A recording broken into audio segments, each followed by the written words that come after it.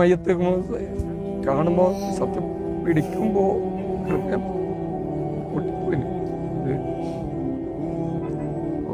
ഒരു കുടുംബത്തിനും ഒരു ഫാമിലിക്കും ഇതുപോലുള്ളൊരു എക്സ്ട്രീം പരീക്ഷണമായി പോയി. നമ്മളെല്ലാവരും നെഞ്ച് പൊട്ടിയിട്ടായിരിക്കും ഈ ഒരു വാർത്ത കണ്ടിട്ടുണ്ടാവും അല്ലേ? ഒരു ഉമ്മയുടെയും ഉപ്പയുടെയും 5 മക്കളിൽ 4 പേരും ഒറ്റ നിമിഷം കൊണ്ട് ഇല്ലാതായി അല്ലേ? ഒരു മകള് മാത്രം, ഇസ എന്ന് പറയുന്ന ഒരു പൊന്നു മകൾ മാത്രം ബാക്കിയായി.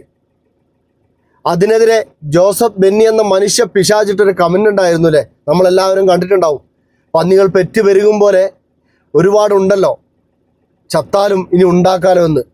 ഈ വാർത്ത കേട്ടപ്പോൾ നമ്മളൊക്കെ അറിഞ്ഞത് അവനെ അറസ്റ്റ് ചെയ്തു എന്നൊക്കെയാണല്ലേ. പക്ഷെ അവൻ വീണ്ടും അതിനെതിരെ വീണ്ടും കമന്റ് ഇട്ടു. നിങ്ങൾ ഇതൊന്ന് വായിച്ചു നോക്കാദ്യം.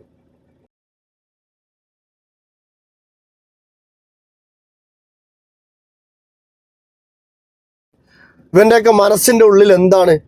ഇത്രയൊക്കെ പറഞ്ഞിട്ട് അവൻ പറയുകയാണ്, അവൻ സൗദിയിലുണ്ടായിരുന്നു, വർഷങ്ങൾക്ക് മുമ്പ് സൗദിയിലുണ്ടായിരുന്നു. അതിലാണ് ആ ഫേസ്ബുക്കിൽ ബയോയിൽ എഴുതി വെച്ചത് സൗദി എന്ന്. പക്ഷെ അതവന് മാറ്റിയിട്ടില്ല. അവൻ ഇപ്പോൾ ഉള്ളത് യൂറോപ്പിലാണ്.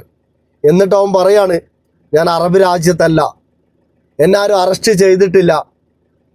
വെല്ലുവിളിക്കുകയാണ് വീണ്ടും. ഇവനൊക്കെ എന്ത് ചെയ്യണം അല്ലേ?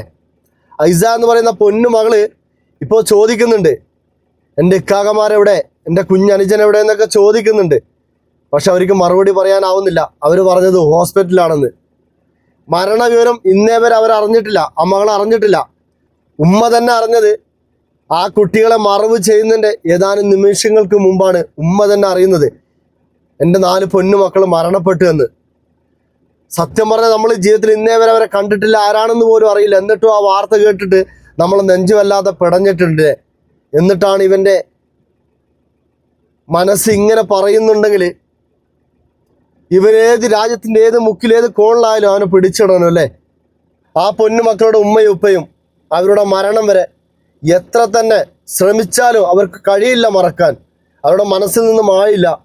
മനസ്സമാധാനത്തോടെ അവർക്ക് ഒരു ദിവസം പോലും ഉറങ്ങാൻ കഴിയില്ല. എങ്ങനെയാണ് അവർക്ക് ഉറങ്ങാൻ കഴിയുക? നമ്മുടെ മക്കളൊക്കെ കുറച്ചു നേരം നമ്മുടെ മുമ്പിൽ നിന്നും ഒന്ന് കാണാതായാൽ നമ്മൾക്ക് തന്നെ എന്തോരം മനസ്സിൽ സങ്കടം ഉണ്ടാവും. ഇവനുണ്ടാവില്ലേ അമ്മ, പെങ്ങന്മാര്, കൂട്ടുകുടുംബങ്ങള്, മക്കള് എല്ലാം ഉണ്ടാവില്ലേ? ഇവൻ്റെ സ്വന്തം മക്കൾ ഇല്ലാതായാൽ ഇവൻ ഇങ്ങനെ പറയോ, ആ മക്കൾക്കൊന്നും വരാതിരിക്കട്ടെ, ആ മക്കൾ എന്ത് പഴച്ചൂലേ? ഈ ഭൂമിയിലേക്ക് അവർ മാതാപിതാക്കൾ ചെയ്ത ഏറ്റവും വലിയ തെറ്റ് അവനെ ജനിപ്പിച്ചു വിട്ടതല്ലേ ഈ ഭൂമിയിലേക്ക്. അതിലും വലിയൊരു തെറ്റ് അവർ ചെയ്തിട്ടില്ല. കാണുമ്പോൾ സത്യം പിടിക്കുമ്പോൾ ഹൃദയം പൊട്ടിപ്പോയി. അത്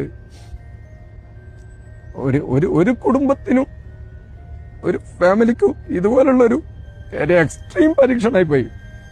അള്ളാഹുവിൻ്റെ അടുത്ത് വന്നൊരു വല്ലാത്ത ആർക്കും താങ്ങാൻ കഴിയാത്ത തരത്തിലുള്ളൊരു ഇതാണ് ഉണ്ടായിരുന്നത്. കാരണം അതിനിവിടെ എനിക്ക് അവിടെ അബ്ദാബിയിൽ നിന്ന് ഞാൻ ഷാക്കിയും കൂടിയിട്ടാണ് അവിടുത്തെ കാര്യങ്ങളൊക്കെ ചെയ്തിട്ട് വന്നിട്ടുണ്ടായിരുന്നത്. പിന്നെ എല്ലാം